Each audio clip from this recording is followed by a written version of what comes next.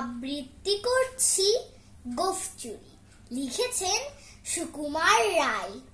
Head অফিসের বড় বাবু, লোকটি বড় শান্ত। তার যে এমন মাথার ব্যামো কেউ কখনো জানতো? দিব্যি ছিলেন খোশ মেজাজে, চেয়ার খানি চেপে। একলা বসে ঝিমঝিমিয়ে হঠাৎ গেলেন খেপে। আপকে উঠে হাত পা ছুঁড়ে চোখটি করে গোল। হঠাৎ বলেন, গেলুম গেলুম, আমায় ধরে তোল।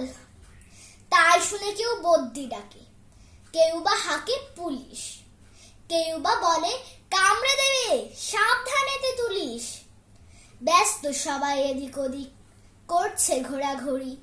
বাবু হাঁকেন, ওরে আমার গোঁফ গিয়েছে চুরি। গোঁফ হারানো আজব কথা, তাও কি হয় সত্যি? গোঁফ জোড়া তো তেমনিই আছে, কমেনি এক রত্তি। সবাই তারে বুঝিয়ে বলে, সামনে ধরে আয় না, মোটেও গোঁফ হয়নি চুরি, কখনো তা হয় না। রেগে আগুন তেলে বেগুন তেরে বলেন তিনি, কারো কথার ধার ধারি নেই, সব বেটাকেই চিনি।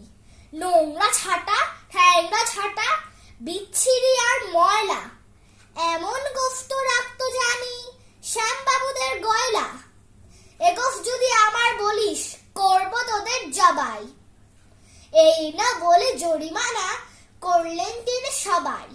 ভীষণ রেগে ভীষণ খেয়ে দিলেন লিখে খাতায়, কাউকে বেশি লাই দিতে নেই, সবাই চড়ে মাথায়।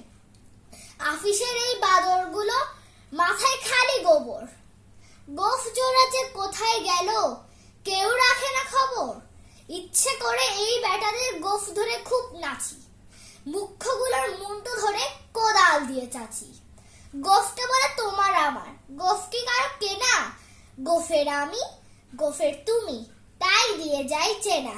গোঁফের আমি, গোঁফের তুমি, তাই দিয়ে যাই চেনা। ধন্যবাদ।